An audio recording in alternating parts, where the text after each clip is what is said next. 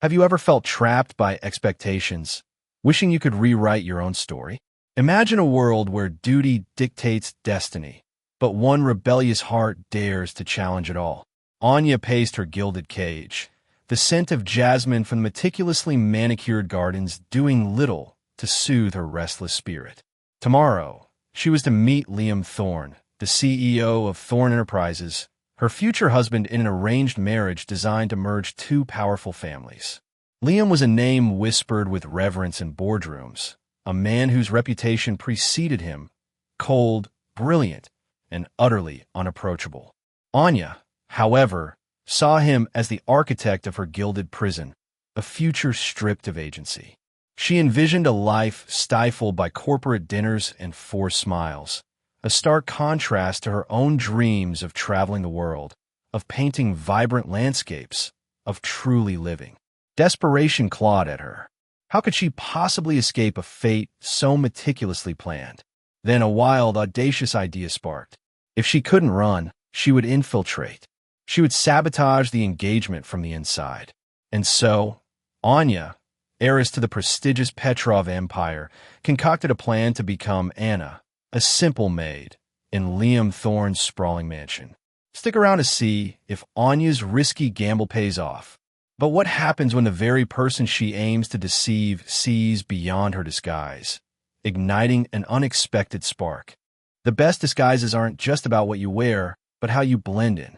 Anya stepped into a world completely new to her, where every move was scrutinized and every secret held close.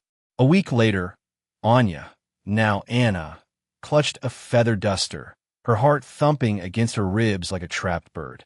The Thorne mansion was less a home and more a palace, each marble surface gleaming, each antique radiating an aura of untouchable wealth.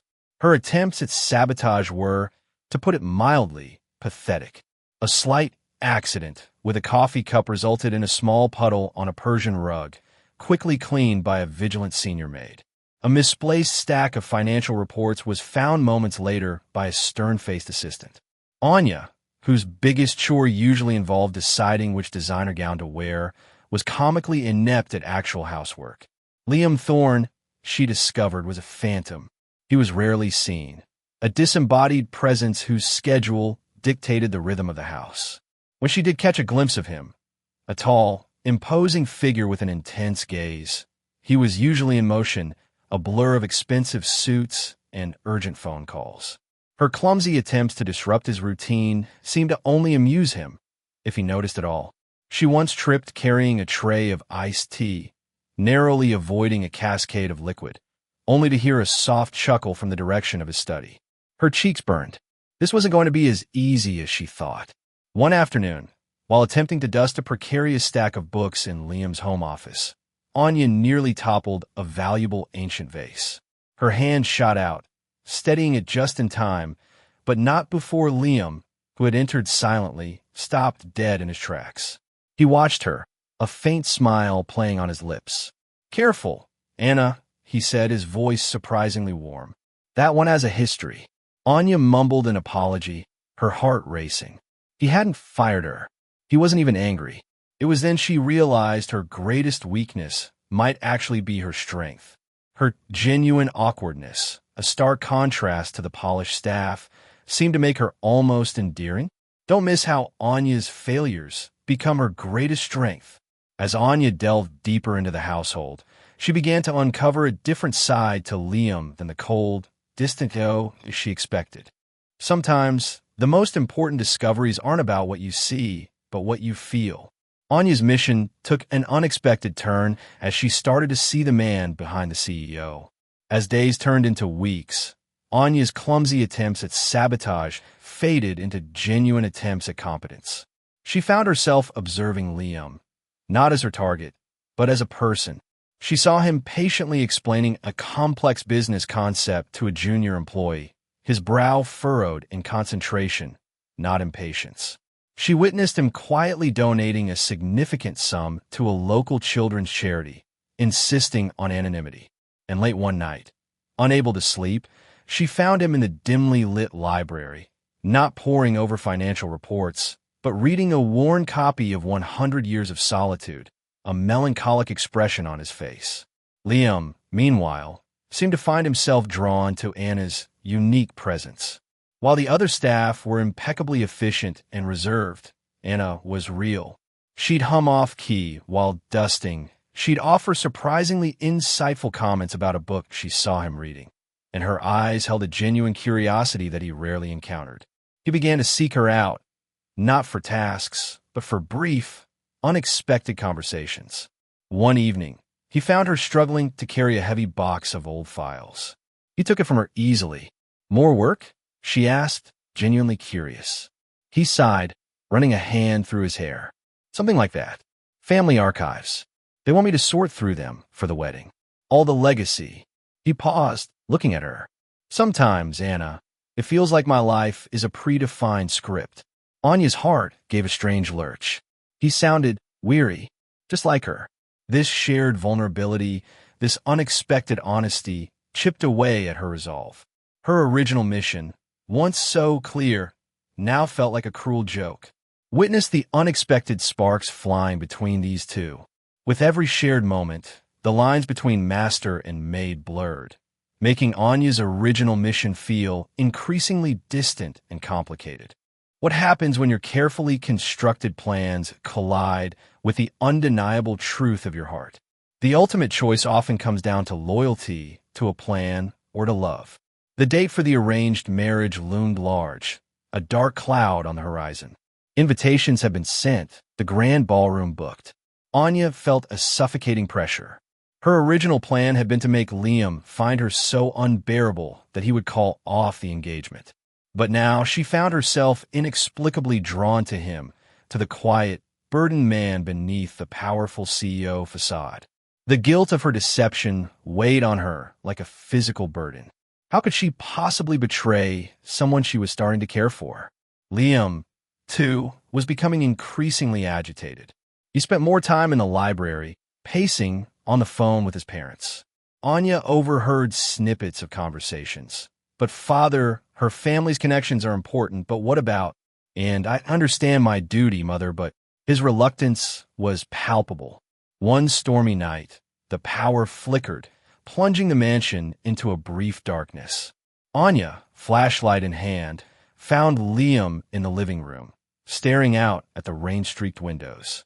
He turned to her, his face illuminated by the shaky beam. "Anna," he said, his voice low, "do you believe in fate, or do you believe we make our own choices?" Anya's breath caught. This was it, the moment. She hesitated, her mind racing. Should she confess? Should she disappear?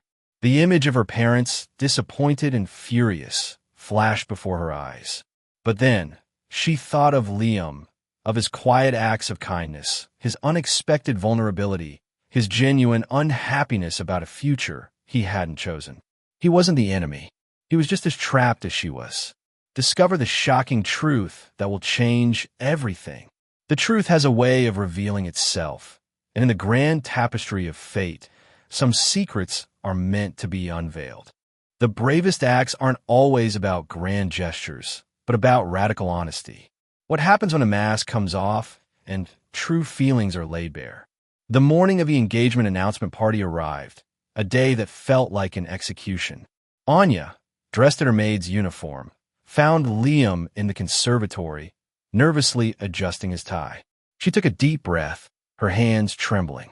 "Mr. Thorne," she began, her voice barely a whisper.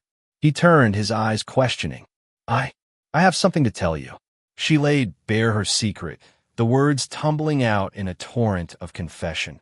Her true identity, her family, the arranged marriage, her desperate plan to sabotage it. She watched his face, expecting anger, disgust, perhaps even laughter.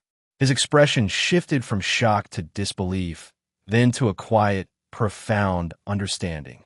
He listened, his gaze unwavering, as she confessed her guilt, her growing affection for him, and her realization that he, too, was a pawn in a game of power. When she finished, a heavy silence descended. Then, Liam took a step closer. "Anya," he said, using her real name, his voice filled with a mixture of awe and something akin to tenderness. All this time, you were here to break us apart, and instead, you broke through my own defenses. He reached out, gently touching her hand. I hated the idea of this marriage. I felt trapped just like you. But being with you, Anya, it felt real. More real than anything. The engagement party still happened, but not as planned.